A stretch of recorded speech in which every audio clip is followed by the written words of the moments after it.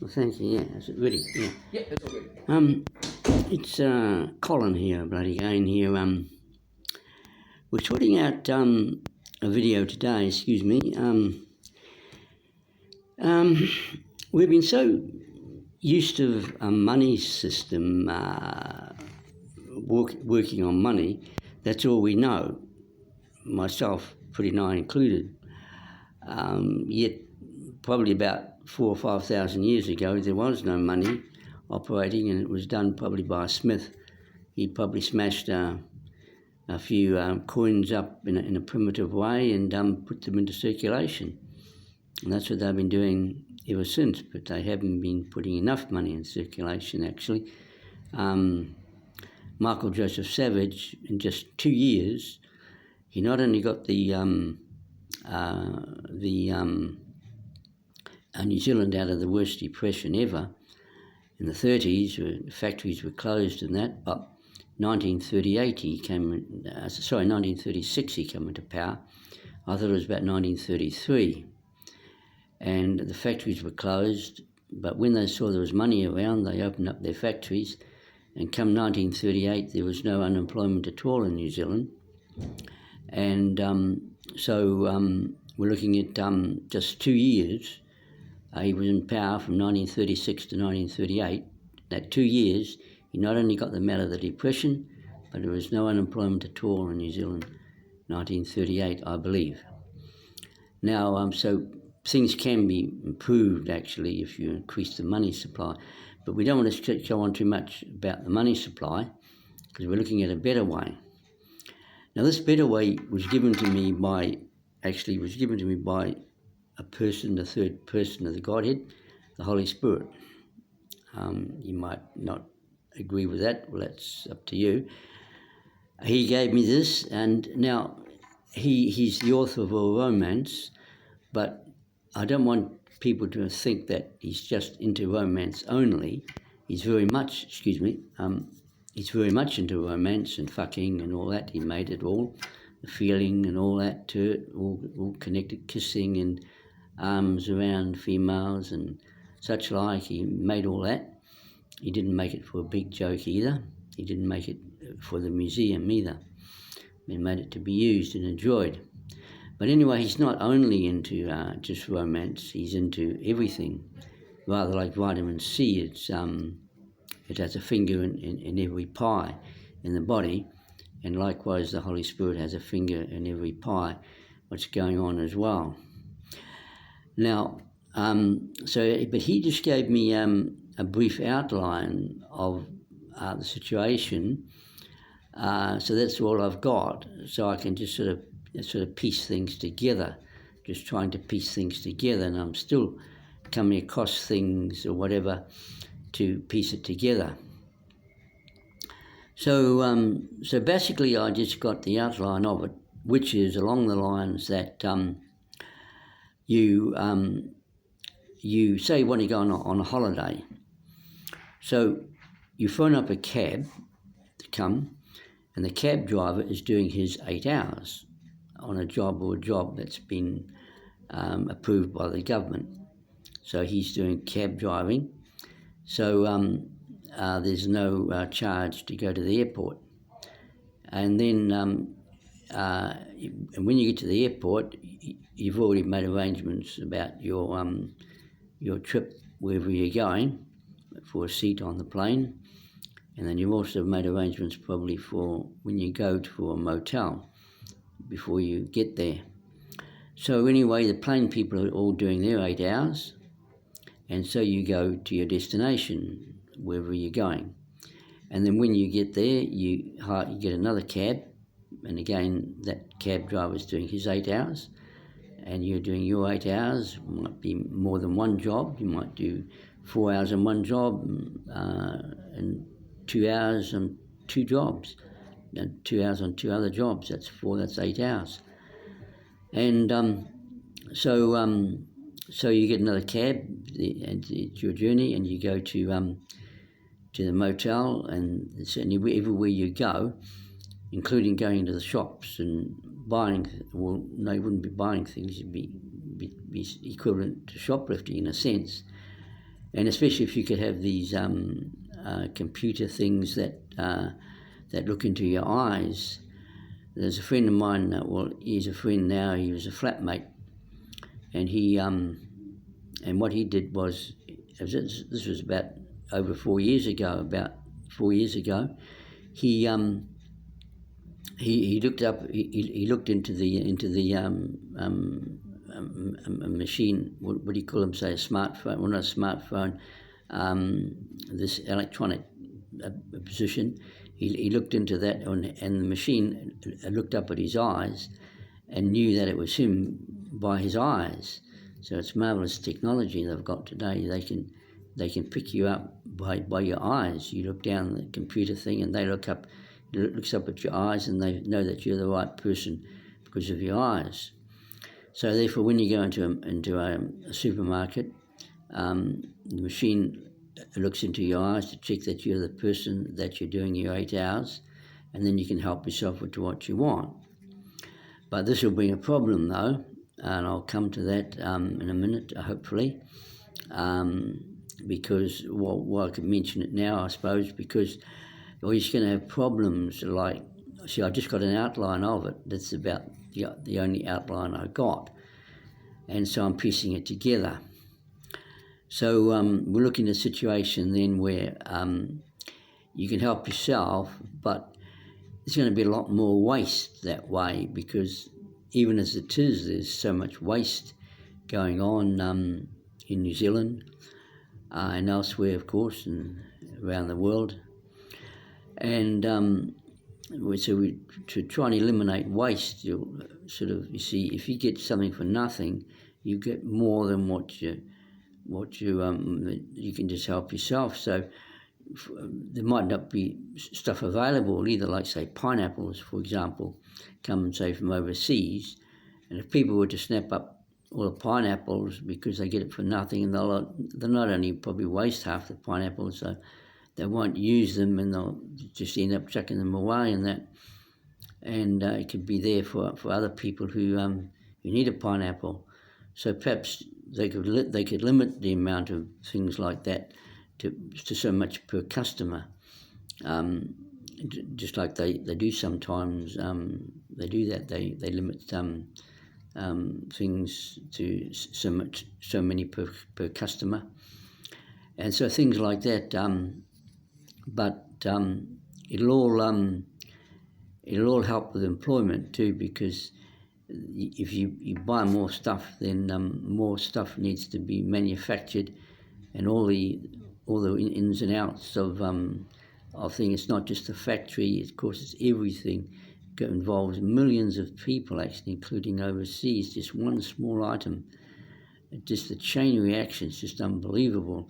You go from a tangent, say on tyres, you go to retreads, tyres, and then factories that make the tyres, then those that make the factories, people that make the factories, and then people that make that to make what they're doing, make the factories, and it's just a spider web. The whole thing is all just a spider web.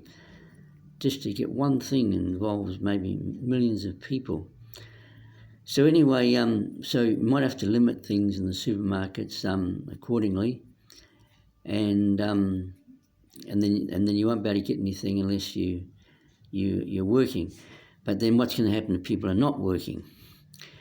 That's another thing. You see, it wasn't revealed unto me. It's difficult to know if they're not going to work their 8 hours. People perhaps that retired could just do light work. There's one thing that retired people can do for their 8 hours. Some of them can be the seeing eyes for a blind person rather than a seeing eye dog. A human is much better than a dog, and so retired people can do their 8 hours quite easily by just going to somebody's place and being their guardian for 8 hours. Even though they're retired, they're just sitting there. It can't really be a problem. And they get his coffee or whatever, and they take him for a walk, and it's much better than a dog. So they get 3 8-hour shifts for retired people, can look after blind people. And but a better way to get people, blind people, healed of their blindness is to go to make arrangements to go to Heidi Baker from Mozambique. She has a ministry of praying for blind people and getting their sight back by power of God, bringing their sight back. Now, you might not believe this, but it is going on in Mozambique, and there's other things going on there which you won't believe either, and around the world. So anyway, but we're looking at blind people. So she has a ministry of laying on hands on praying for blind people to get their sight back. So I'd like to see all New Zealanders to go to Heidi Baker and get their sight back. Now, you'd have to make arrangements, of course, with Heidi Baker. And of course, we've got this virus at the moment for travelling, but that's easy to wipe out by orthomolecule medicine, which I've been working on. And but it's hard to get help there. I went yesterday to the office of the Honourable Grant Robinson, and his secretary said more or less, well, they're sort of tied up in the way they're doing things, sort of thing, and you can't sort of penetrate something deeper unless you're somebody. That's the thing. You've got to be a prominent person.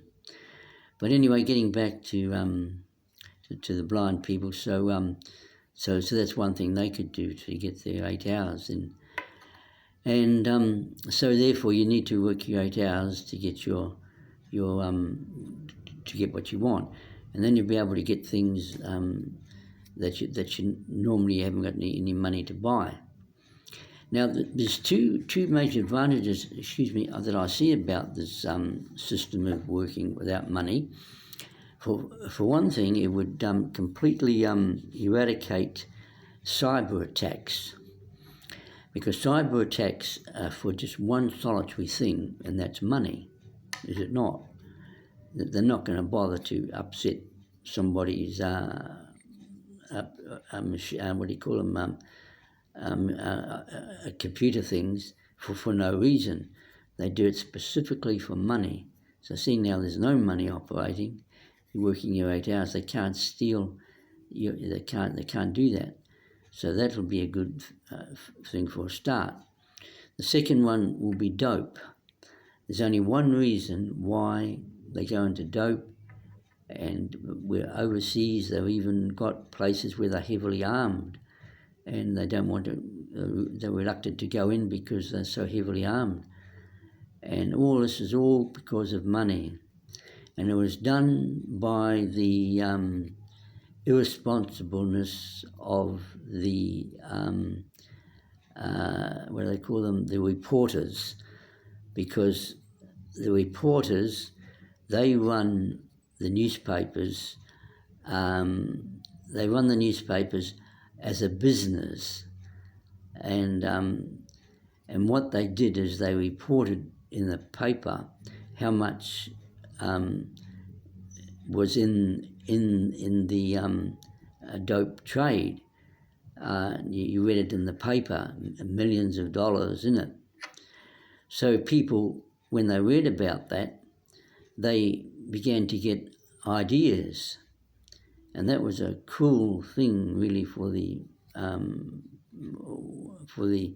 reporters to do that, because that was the cause of the dope trade. They read it in the paper, because years ago, you see, before the internet, before they don't read newspapers much now, but before that, when the dope trade started, just about everyone used to get a paper. Here at the station, the railway station, about every second person just about would buy a paper on their way home from work, going into the trains here in Wellington here, and and so therefore they what shall I say, they put in the paper how much it was worth. People got ideas, and so you developed your drug trade, and then people got hooked onto these drugs, and so you've got a lot of trouble with dope. I know a couple I went to for a threesome and they were normal people, and they got hooked onto drugs by somebody that they were introduced to drugs during a threesome or foursome situation, perhaps with another couple. They introduced them to them, and they got onto it. And they were terrible after that. They were normal people before, but when they got onto these drugs, and definitely both of them were just gone. In fact, I did hear that he lost his job, and I can quite believe it. In fact, I wouldn't believe it if he didn't lose his job, kind of thing. He was just terrible. So the dope trade can be terrible, and they get hooked on it and get jabbing themselves with what should I say, with an injection things, and it's just been terrible, the drug trade.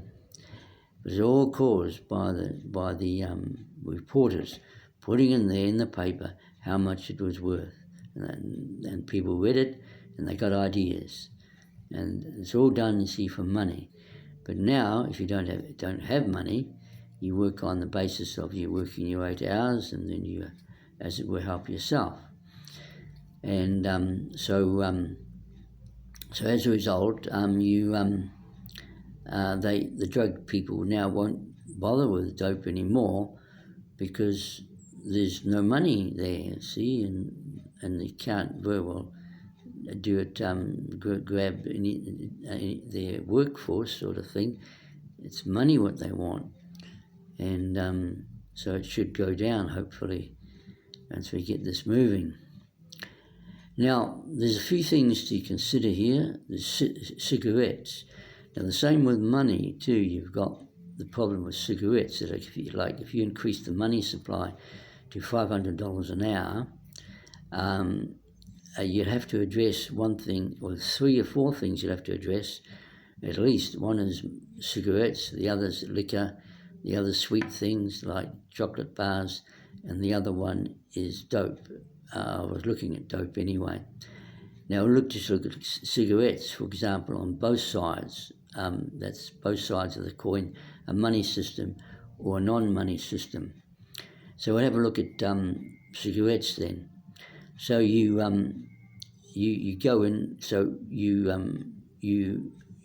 working your 8 hours. That means that you can get all amount of cigarettes you want, and so therefore, all the hard work that we've done, the country's done to get cigarette smoking out, and a lot of people have given up smoking. Now it'll go the other way, and they'll start to increase their smoking because they'll get cigarettes for nothing because they're doing their 8 hours, you see. So and so you'll end up, someone will smoke themselves to death, and just the cigarette things will just go up again, and all that hard work done is just going to go down by the wayside. And so that's the danger that you've got to watch. So how can you overcome that problem? Well, you could, what you could do is you could give just have a certain amount of cigarettes to be manufactured. And so actually, the easiest way to give up cigarettes, incidentally, is Epsom salts. You put Epsom salts into your mouth for 3 days, and it can take the desire away to smoke. This is the sort of thing what the troops did in the Second World War when they couldn't get cigarettes. They just put Epsom salts into their mouth, and it takes away the desire to smoke. Because in wartime, you can't go to the dairy and get cigarettes, in wartime, and then your cigarettes, what you've got, might get soaking wet with the rain, and you might caught in pouring rain, and some troops probably got a death of cold, and how are you going to sleep, and how are you going to change of clothing, and terrible. War is a terrible thing. So therefore then where are you going to get cigarettes from? And so they put Epsom salts into their mouth. And this was mentioned too in Ewing's Phone People. I think his name was Mr. Ewing. I think it was, he wrote at least 2 books. Stephen Ewing or something? I haven't checked this one out beforehand. He wrote at least 2 books, and he mentioned about a person in Tauranga, put Epsom salts into his or her mouth for 3 days, and it took away the desire to smoke. There's only 2 lines on it though in the book. He was the man for Radio Pacific. I think he was Mr. Ewing. He was the health man for health on Radio Pacific, I think, and he wrote at least these 2 books. But I think more than 2 books. Ewing's Phone People was one at least, and so he pointed out how this person in Tauranga put Epsom salts into their mouth for 3 days. So I would assume that that you'd hold it in your mouth for as long as you can, because naturally you need to eat and you'll need to talk. So it'd probably be a good day to do it. 3 days is when you're not going to talk very much, if you can, because naturally if you're going to eat or talk, you'd have to take the Epsom salts out of your mouth and then put them back in again. So you'd have to sort of work something that you can, just talk and then put it back into your mouth. But if you're working, it might not be very possible, depending on the job you've got. If you've got a personal job, you just personally, or if you're working from home or something like that, your computers and that, well, then you can have Epsom salts. But if you, say, got a phone job and be answering the phone, well, then obviously you can't do it very well, and so on. So, incidentally, that's an incidental thing about smoking, is that it can be given up. It's just the craving, you see, of course, as you know, for cigarettes. That's the problem. Excuse me. So that's a good way to give up smoking. Put Epsom salts into your mouth for 3 days. I suppose hold it there as long as you can, and that should take away the. You could find it out. It's only 2 lines on it. Ewing's Phone People. It's I don't know which book it's in though. There's at least 2 books out. I didn't have it ready actually for this message today.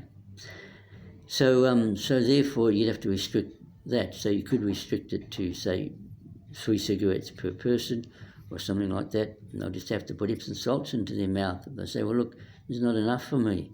Well, you'll have to put Epsom salts into your mouth to get rid of it. Get rid of smoking. This is why we restricted it. We want you to be healthy, not sick.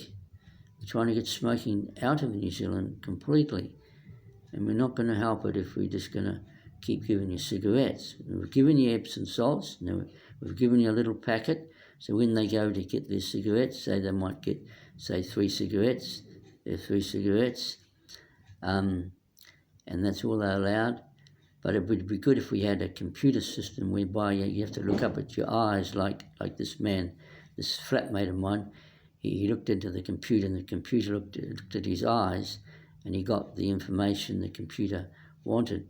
So if you could have that, then the computer could look up at your eyes and say, no, you've just been to Countdown Supermarket and you got 3 there. We've got you registered there. I've seen your eyes tell me that. And if you're getting it for somebody else, the computer could say, look, no, hang on, you're not getting these, you're getting these for Margaret. Margaret's had her 3.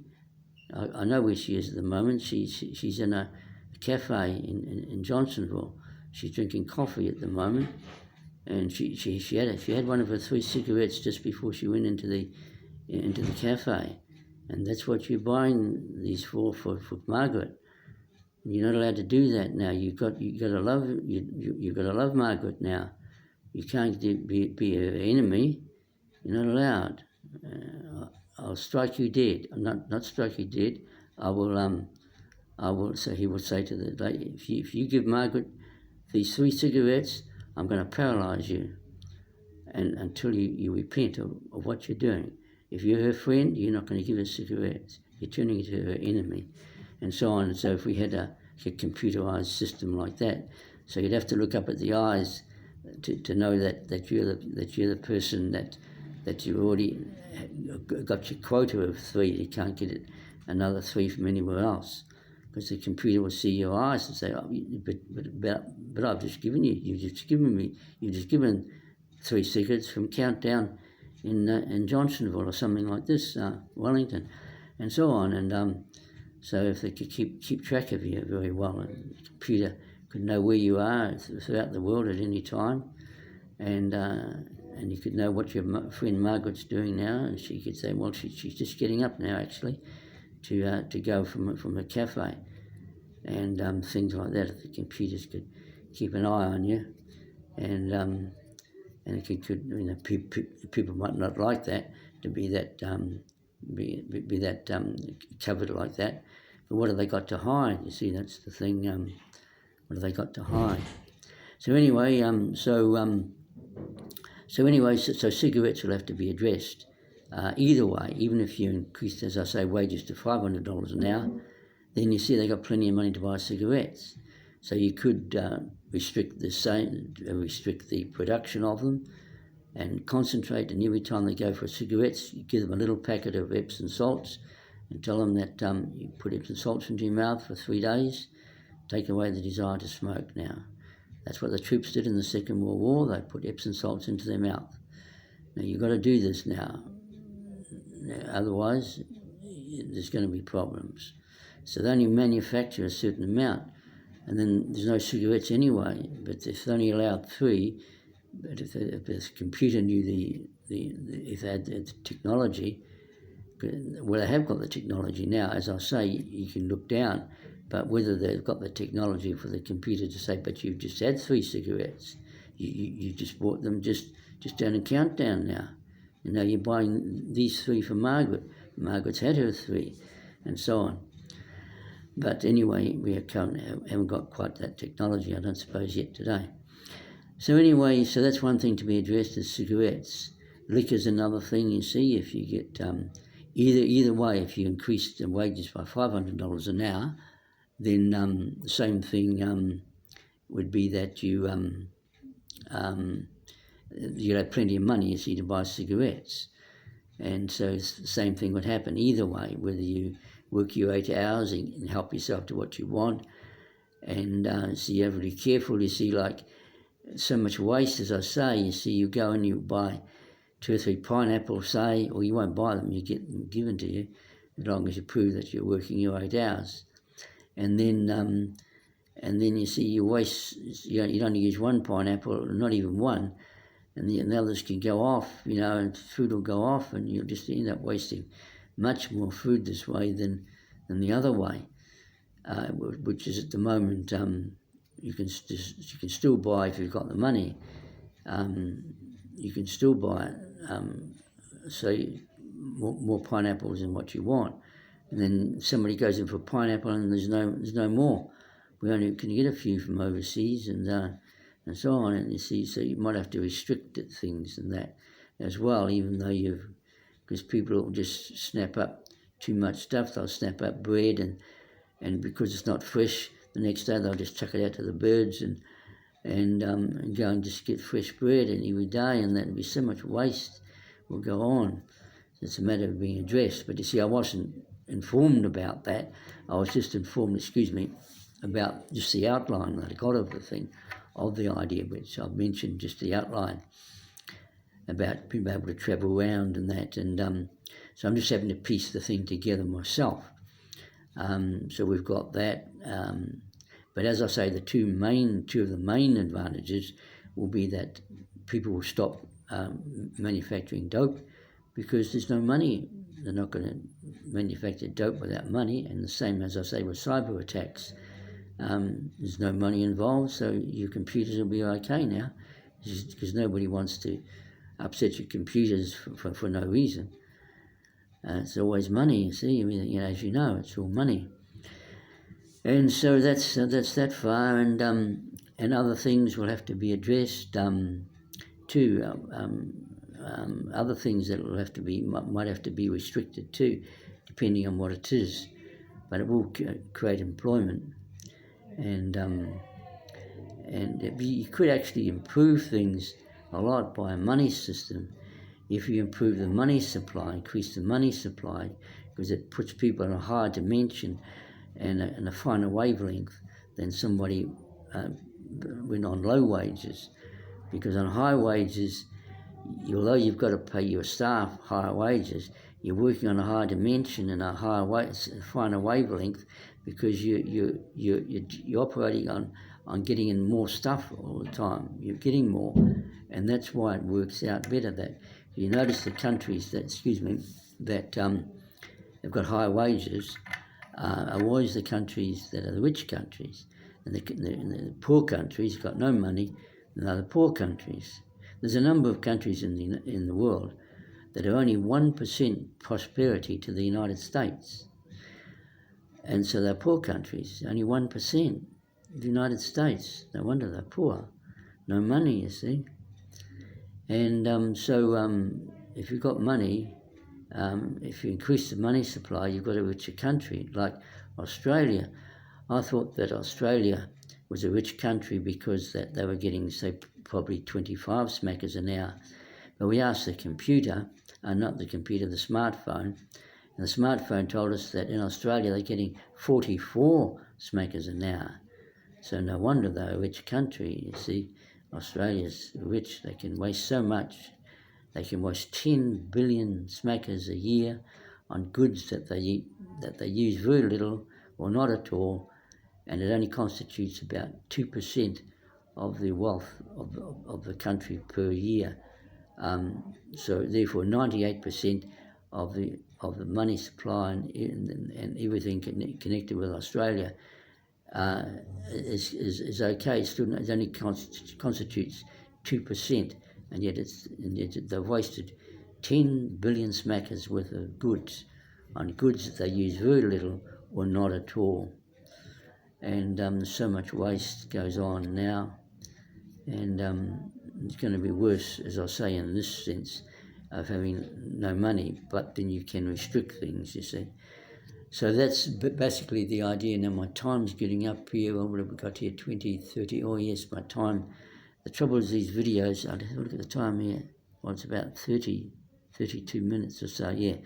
So I've got very little time left because my friend can't find the videos. He's helping me. If it goes to sort of around about the 40-minute mark, he can't find them. And so if I keep it within about 37 minutes or under, but I think it must be under 40 minutes, because if I go around the 40-minute mark, as I say, he can't find it. So I'll keep it to about 37 minutes. So I've just got a few more minutes to go.